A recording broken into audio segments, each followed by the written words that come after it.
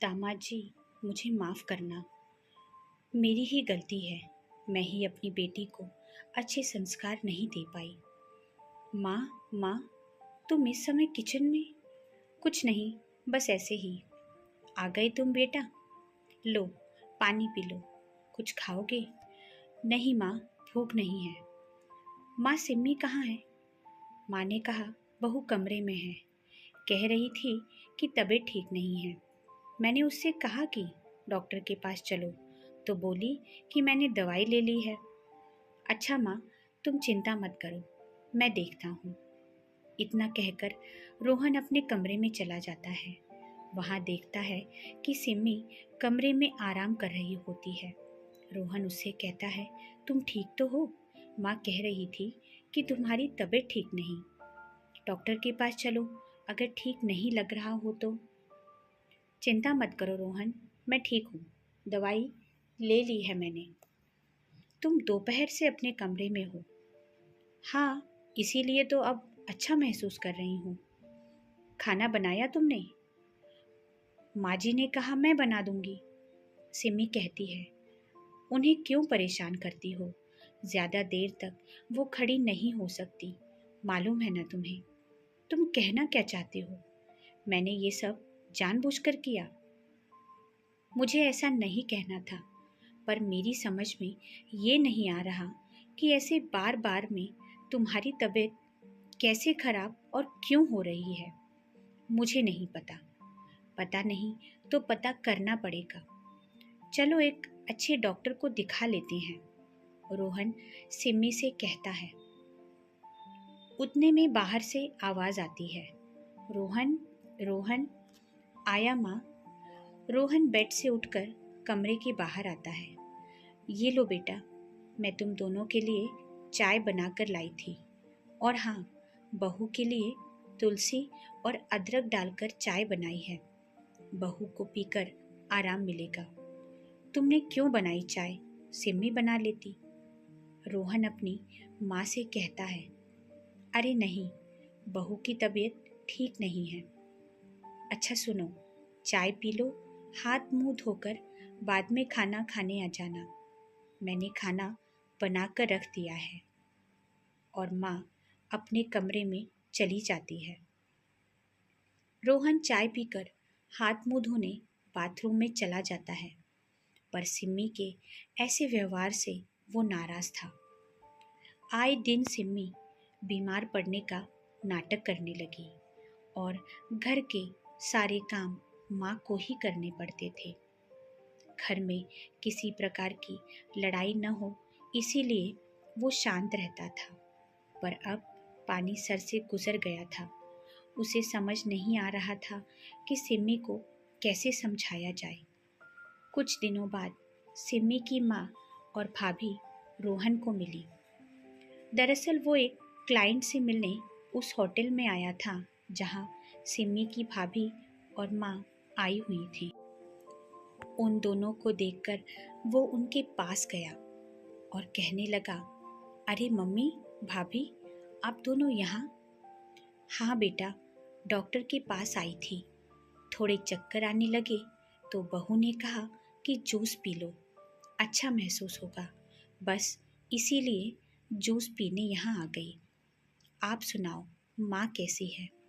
सिम्मी से तो रोज बात हो जाती है, पर हालचाल नहीं मिल पाते। रोहन कहने लगा कि पैरों में दर्द रहता है और कुछ दिनों से पैरों में सूजन आ रही है। ऐसा क्यों? घूमना फिरना ज़्यादा हो रहा है क्या? उनसे कहो आराम करें। डॉक्टर ने दवाई तो दी होगी ना? अब उन्हें कहाँ आराम मिलेगा? रोहन की आवाज़ में नाराज़गी साफ पता चल रही थी और जिसे सिम्मी की माँ और भाभी ने पहचान लिया था। तब सिम्मी की भाभी कहने लगी, कोई बात हो तो बताइए। सिम्मी की माँ भी कहने लगी, हाँ दामाद जी, अगर कोई बात हो तो बता दीजिए, हिचकिचाइए मत। थोड़ी देर तक सोचने के बाद रोहन सिम्मी की माँ से सारी बातें बता देता है और सारी बातें सुनकर सिम्मी की माँ अपने माथे पर ही हाथ लगा लेती है। माँ जी, क्या बात है? कुछ नहीं बहू, सिमी की माँ कहती है, इस लड़की ने तो हमें मुंह दिखाने लायक ही नहीं रहा। माँ जी, आप अपने आप को संभालें, मैं दीदी से बात करती हूँ, और अगर तब भी नहीं मानी तो मैं आपको बता ही दूंगी, सिमी की भाभी कहती है। पर ये ऐसा बर्ताव क्यों कर रही है? दामाद जी, मैं आपसे माफ़ी मांगती हूँ। तब रोहन कहता है, माँ माँ ही होती है, इसमें आपका कोई दोष नहीं है। आप सही कह रहे हो दामाद जी, पर उस नालायक लड़की को समझाना तो पड़ेगा ना, वो गलत है, उसे आपकी माँ के साथ ऐसा नहीं करना चाहिए। मेरी ही गलती है, शायद मैं ही उसे अच्छे संस्कार नहीं दे पाई, उसे अच्छी आदतें नहीं लगा पाई। सिमी की माँ रोहन के सामने हाथ जोड़कर कहने लगी, नहीं मम्मी, आप ऐसा मत कहिए, रोहन ने कहा। तब सिमी की भाभी कहती है, माँ जी, आप अपना ध्यान रखिए, ज़्यादा सोचिए मत, मेरे पास एक आइडिया है। और सिमी की भाभी उन दोनों को बताती है। फिर तीनों अपने घर चले जाते हैं। घर पहुंचने पर रोहन सिमी से कहता है, एक कप चाय बना दो, लगता है जुकाम हो गया है। और माँ को नाश्ता दिया क्या? सिमी कहती है, माँ को नाश्ता देने की क्या ज़रूरत, वो किचन में तो ही हैं और नाश्ता भी वही है। मतलब? रोहन ने पूछा। मतलब ये कि माँ किचन में ही है और नाश्ता माँ ने ही बनाया है। तुमने क्यों नहीं बनाया? मैं फ़ोन पर बात कर रही थी और जब तक मैं मना करती तब तक उन्होंने नाश्ता बना दिया था। तो तुम फ़ोन पर बाद में भी तो बात कर सकती थी ना? रोहन गुस्से में कहता है। ओ प्लीज़, मेरा मूड खराब मत करो, पहले से ही मेरा मूड ठीक नहीं है, सिमी कहती है। भाड़ में गया तुम्हारा मूड, मेरी माँ तुम्हारी नौकर नहीं है, वो बेचारी काम करे और तुम दिन भर आराम। घर में दो दो नौकर हैं, तुम्हें सिर्फ किचन संभालना है, वो भी तुमसे ठीक से नहीं हो पाता। उतने पर सिमी कहती है, मेरा मन जब करेगा मैं तब खाना बनाऊंगी, नहीं तो खाना बनाने के लिए कोई नौकर रख लो। मुझे दूसरों ने बनाया हुआ खाना पसंद नहीं और हमारे घर में खाना घर की औरतें ही बनाती हैं, रोहन सिमी से गुस्से में कहता है। और अगर तुमसे इतना भी नहीं हो सकता और तुम्हें यहाँ बस आराम फरमाना है तो तुम्हारी यहाँ किसी को कोई ज़रूरत नहीं है। तुम अपना सामान बांधो, ड्राइवर तुम्हें तुम्हारी माँ के यहाँ छोड़ आएगा। सिमी ने बिल्कुल भी उम्मीद नहीं की थी कि कभी रोहन उससे इस प्रकार से बात करेगा, क्योंकि उनकी लव मैरिज थी और उसे लगा कि रोहन हमेशा उसे समझ के लेगा। तुम ऐसे कैसे मुझसे बोल सकते हो? देखो सिमी, प्यार अपनी जगह पर, वो मेरी माँ है और उसे घर का काम करते इस हालत में मैं नहीं देख सकता। और फिलहाल मैं तुमसे कोई बहसबाजी नहीं करना चाहता। ठीक है, मुझे भी कोई शौक नहीं है अपनी बेइज्जती कराने का। और सिमी अपने मायके पहुंच जाती है। मम्मी मम्मी, कहाँ हो तुम? अरे दीदी आप? माँ कहाँ है? घर में ही है, पर आप अचानक? मैं वो घर छोड़कर आई हूँ और अब यहीं रहूँगी। मम्मी कहाँ है? सिमी गुस्से से पूछती है। वो क्या टेरेस पर कपड़े सुखाने गई है? हाँ, पर क्यों? वो काम आपको करना चाहिए ना भाभी। आप बैठिए, मुझे काम है। और सिमी की भाभी वंदना वहाँ से चली गई। उसने सिमी को पानी तक नहीं पूछा। थोड़ी देर बाद सिमी की माँ आती है। अरे बेटा तुम कब आई? बैठो ज़रा। मैं तुरंत आई। माँ, तुम ये सब काम क्यों कर रही हो? अरे, घर के काम करने पड़ते हैं और वंदना की भी तबीयत ठीक नहीं रहती। उन्हें क्या हुआ? उसे पीठ में दर्द रहता है, पर मुझे तो नहीं लगता भाभी को देखकर। सिमी कहती है अपनी माँ से। अच्छा जाने दो, तुम बताओ, तुम अचानक यहाँ कैसे? माँ, मैं वो घर छोड़कर आ गई हूँ, हमेशा के लिए। पागल हो गई हो क्या? कोई ऐसे अपना घर छोड़कर आता है क्या? अब तुम शुरू मत हो जाना मम्मी, पहले से ही मेरा दिमाग खराब है। भाभी से कह दो मेरे लिए चाय बना दे, चाय पीकर थोड़ी देर आराम करूंगी। उतने में वंदना आती है। माँ, मैं बाहर जा रही हूँ, आने में देरी होगी, दोपहर का खाना आप बना लेना। ठीक है बहू। तब सिमी कहती है, दोपहर का खाना आप बनाकर जाओ भाभी। मम्मी जी है तो सही, बना लेंगे वो, मेरे पास टाइम नहीं। और वंदना अपनी पर्स लेकर वहाँ से चली जाती है। सिमी को ये सब देखकर बहुत गुस्सा आता है। वो अपनी माँ से कहती है, मम्मी तुम कोई काम नहीं करोगी, भाभी आकर खुद सारा काम करेंगी। तुम बैठो, मैं अपने दोनों का खाना बाहर से मंगवाती हूँ। नहीं बेटा, बाहर के खाने से तबीयत और ख़राब हो जाएगी। तुम बैठो, मैं खाना बनाती हूँ।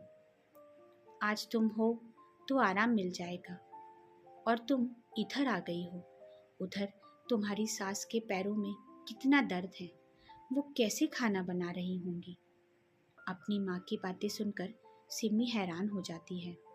तब उसकी समझ में आया कि जैसा व्यवहार भाभी मेरी माँ के साथ कर रही है, वैसा ही बर्ताव मैं अपनी सास के साथ कर रही हूँ। अपनी सास को भी कितना बुरा लगता होगा, उन्हें भी कितनी परेशानी हो रही होगी। इस बात का अब सिमी को भी बुरा लग रहा था। सिमी ने फिर खाना बनाया और किचन से बाहर आती है। उतने में वंदना भी आ जाती है और अपनी सास से पूछती है कि मम्मी जी क्या खाना बनाया है? पता नहीं, मैंने नहीं, आज सिमी ने खाना बनाया है। ये सुनकर वंदना कहती है, फिर तो सत्यानाश ही हो गया। वो कभी अपने किचन में तो जाती नहीं, फिर आपने उन्हें यहाँ क्यों भेज दिया खाना बनाने? राशन और बाकी चीज़ों का पता नहीं क्या कर दिया होगा। वंदना की बातें सुनकर सिमी से रहा नहीं गया और कहती है, भाभी आप ऐसा क्यों कह रही हो? मुझे खाना बनाना आता है। क्या पता, हमने कभी खाया हो तब तो पता होगा ना। भाभी आप ऐसा क्यों बोल रही हो? उतने पर वंदना कहती है, मैं इस दुनिया में अकेले तो नहीं हूँ ना, सभी को आराम चाहिए होता है, तो मुझे क्यों नहीं? वंदना एक के बाद एक ताने मारे जा रही थी सिमी को। माँ, भाभी से कह दो मुझसे ठीक से बात करने के लिए, और तुम क्यों उन्हें चुप नहीं कर रही? और आने दो भैया को, आज उन्हें तुम्हारे बारे में सब बताऊंगी। हाँ हाँ बिल्कुल, जब उनकी खुद की बहन ऐसा करती हो तो मैंने किया तो क्या गलत है? भाभी आपको ये सब किसने बताया है? सिमी दीदी, मैं अंधी नहीं हूँ, सब दिखाई भी देता है और सब समझ भी आता है। जब से आपकी शादी हुई है तब से आप अपनी सास के साथ ऐसा ही बर्ताव करती आई हो। जब आपको आराम चाहिए तो मुझे क्यों नहीं? आपने किया तो सही और मैंने किया तो गलत। और इतना ही अपनी माँ का दर्द देखा नहीं जाता तो नौकर रख लो, और वो भी आपके भैया रख नहीं सकते क्योंकि उनकी कमाई आपके पति से काफ़ी कम है। मुझे अकेली को ही सारे काम करने पड़ते हैं। मैं क्या नौकर हूँ इस घर की? सिमी को धीरे धीरे अपनी गलती का एहसास हो रहा था। वंदना की सारी बातें सुनकर वो रोने लगी। भाभी, जो गलती मैंने की वो आप मत कीजिए, और मैं अभी अपने ससुराल जाकर रोहन और अपनी सास से माफ़ी मांगूंगी। अब किसी को शिकायत का मौका नहीं दूंगी। उतने में सिमी का भाई आ जाता है। अपने भाई को देखकर सिमी उससे लिपट कर रोने लगती है। सिमी की माँ का भी गला भर आता है और वंदना उन्हें सोफा पर बैठने के लिए कहती है। सिमी की माँ सिमी को अपने बगल बैठाती है और कहती है, बेटा, तुम्हारी भाभी मुझसे कोई काम नहीं करवाती और मैं भी कोई काम नहीं करती। ये सब तो तुम्हें समझाने के लिए किया था। मैंने तुम्हें पहले भी समझाया था कि घर में बहू होने के बावजूद भी एक बीमार माँ खाना बनाती हो तो क्या ये सही है? और कौन सा बेटा ये सहन करेगा? तुमने लव मैरिज की और दामाद जी ने हर कदम पर तुम्हारा साथ दिया। उन दोनों का स्वभाव देखकर ही हमने शादी के लिए हाँ कही। उस घर में तुम्हें कोई परेशानी नहीं होगी, ये हमें मालूम था, पर अब तुम ही उन लोगों को परेशान कर रही हो। और रोहन जोरू का गुलाम कभी नहीं बन सकता। वो अपनी माँ को किसी भी कीमत में छोड़ नहीं सकता, ये हमेशा याद रखना। उतने में सिमी अपने भाई से उसे ससुराल छोड़ आने के लिए कहती है। जैसे ही वो अपने ससुराल पहुंचती है, वो सास के गले लग गई और माफ़ी मांगने लगी। उसकी सास कहती है, बहू, रोना नहीं, तुम इस घर की बहू और बेटी दोनों हो और तुम्हें अपनी गलती का एहसास हुआ, यही काफ़ी है। उतने में रोहन किचन से बाहर आता है, सभी के लिए चाय बनाकर लाते हुए। अपने पति के हाथ की चाय पीकर उसे अच्छा महसूस होता है, क्योंकि उसने सुबह से कुछ भी खाया नहीं होता। आज रोहन के चेहरे पर हंसी थी, क्योंकि आज उसका प्यार वापस मिल गया था और उसकी माँ को बहू से जैसी उम्मीद थी वो भी मिल गई थी। साथियों, अपनी पहली गुरु अपनी माँ ही होती है। अपने बच्चे गलत रास्ते पर न जाएं, इसलिए वो उन्हें अच्छे संस्कार देती और ये माँ की जिम्मेदारी होती है। और बुढ़ापे में अपनी माँ को संभालना ये बच्चों की जिम्मेदारी होती है। ऐसा रिश्ता होता है माँ और बच्चों का। रोहन का व्यवहार आपको कैसा लगा, कमेंट करके ज़रूर बताना और चैनल को लाइक और सब्सक्राइब ज़रूर करना। धन्यवाद।